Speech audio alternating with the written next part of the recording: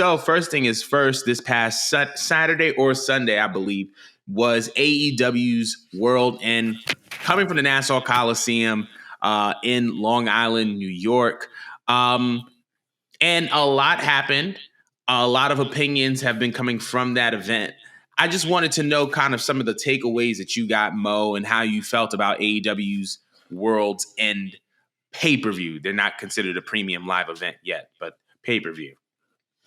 Well, I'll be honest, I did not watch it in real time, and I listened to the fans on which matches paying attention to. So y'all said pay attention to the last three.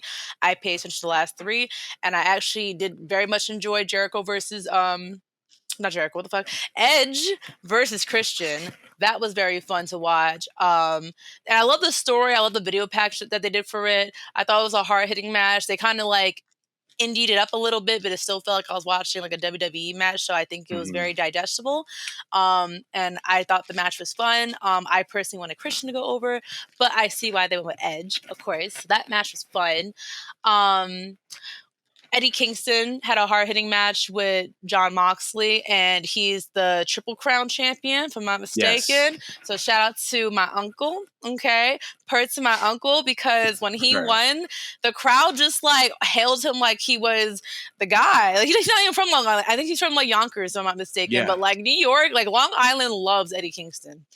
Anytime they came anywhere to, like, the neck of the woods, whether it was, like, Queens or Long Island or whatnot, Eddie Kingston gets a huge pop.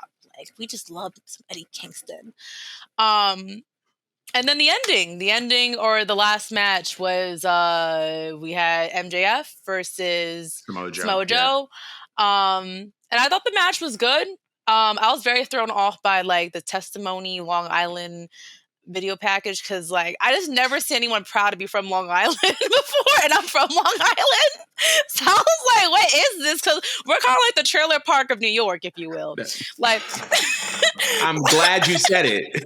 I'm glad you said it. Like, you see all those videos on TikTok and stuff where they talk about the boroughs, and they usually side-eyed and shun Staten Island, but the real problem it's Long Island. So to see a bunch of people just proudly be from the dustiest parts of Long Island co-signing their love for MJF for being a Long Islander, it was just like, I cringed. I'm sorry. That took me out of it for a bit. I had to just fast forward. I was like, that was just weird.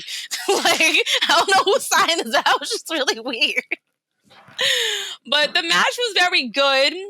I liked the ending, but I was like, why they rush my man's like celebration? Like, that was just, he was in and out. Like, I turned my head and looked down at my phone, looked back up, and like he was out, and then they revealed. And I wanted to ask you about what you think about the revealed Adam Cole. Oh man, it was fantastic. I think that somebody said it online best, is that professional wrestling is best when you reward those who pay attention. And I feel like all the signs have been kind of leading towards an Adam Cole reveal. The fact that we saw Roddy and the Kingdom kind of like be very, very adamant on the fact that MJF was the devil. I already knew that they were a part of it. Wardlow had been kind of like poking at MJF. It seems like he was a part of it or the situation. And Adam, if you paid attention in like a lot of the segments that they had, there were times where like Adam Cole had the devil mask in the locker room, or there was times where like the lights would go out and Adam Cole was in the ring and he would be like pretending to hide something or something like that. And it was like little things like that that you saw that kind of led you to believe, yeah, this is going to be, I think Adam Cole is going to be the guy that is the devil. And you know, I feel like this was one of those things that was like a kind of like an easy read, and it makes sense though. And I feel like it's interesting because Public Enemies posted something on their Instagram and they were like, well, you know, if Samoa Joe won the world title, what did Adam Cole gain from being the devil? And I said that he gained himself. At the beginning of the feud between MJF and Adam Cole, MJF would poke at the fact that like the guy that MJF looked up to was a former NXT champion, a former Ring of Honor champion, a former champion in New Japan Pro Wrestling, this smug, cocky, arrogant kind of prick character that kind of propelled him to the top. Like, this was the same Adam Cole that was the longest reigning NXT champion at a point, was doing the best work of his career in NXT. The guy who, when he was in Bullet Club and Ring of Honor, was also doing some great, phenomenal work. And I feel like at the end of this entire thing, we saw Adam Cole debut the Undisputed Kingdom. We see him as the leader of a faction. We see him gain that edge back.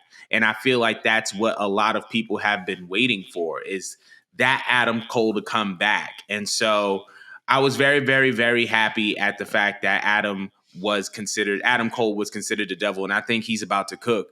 How did you feel about his reveal as the devil as well? I mean, I think everyone kind of knew it was him. So Yeah. it was just like, okay, but I had to ask myself, was this build to basically put Adam Cole over? Like, was it worth the risk, of kind of boring down MJF's title reign and putting him in this babyface position? Because it was really fun in the beginning, but they dragged it out.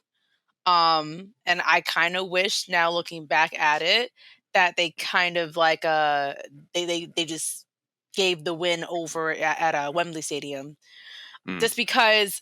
I mean, MJF can recover. I just feel like as a babyface, just I don't know. It was just very bleh. Like, it's just not his thing, and that's okay to admit that it's not his thing. But it's just like, what now? Because are you gonna further push him as a babyface, because now he's gonna eventually butt heads with Adam Cole to finish off that feud? You can't just leave that hanging now that like you have to continue that. So that's just my only thing. Like, I'm fine with Adam Cole having a faction, because I think that that's where he works the best. Just again, MJF being a babyface doesn't do it for me, and I don't think it does it for most people. So how are we going to salvage him when this all concludes? Does he align with him? I don't know. And I think that that's a great question, because we don't even know if he's still in the company. Remember, his kind of wrestler profile was taken off of AEW.com. We've also heard rumors and reports that he did not re-sign with AEW for 2024 and beyond. So we don't even know if he's a part of the company. And if so, that puts Adam Cole over more than anything, right? We also know that there's a potential that he may come back to AEW, but like, he's been dealing with a lot of injuries. So, I mean, like, either way, I feel like, can MJF come back and recover if he were to come back to AEW? Absolutely. I think that the door is open, not only for him to come back, but to also have a faction of his own. We've been hearing a lot of rumors about different free agents. One of those guys is Alex Hammerstone, who I believe was in a former faction with him called the Dynasty back in MLW. So, I mean, there's always that potential for a reunion, and there's always a potential for him to kind of come back. But we'll see. I just think that this was it was less about how MJF looked, and it was more about how Adam Cole looked. And I think that there was a priority in putting him over, because I think that there's more dollars in Adam Cole having a successful 2024 than it is if MJF were to have a successful 2024, or a 2024 that would put him in the position of a main eventer. So there's that. But I think that's kind of like my little thing on. I mean, other than that, as far as World's End, I feel like there was a lot of cool little details. Edge coming out in the WrestleMania 22 jacket, I popped for that. But there was a lot of cool stuff. And I think that, I think it was the best show that they've put on. No, but I feel like they're not even just figuring it out, but they're trying new things, and they're just kind of going forward with it. And that's pretty admirable. So yeah, that's pretty much AEW's World End. I would love to hear everybody else's take on it. Let us know in the comments below how you feel about it. But we're going to be moving on, because that was not the only AEW controversial thing that's been happening this week, because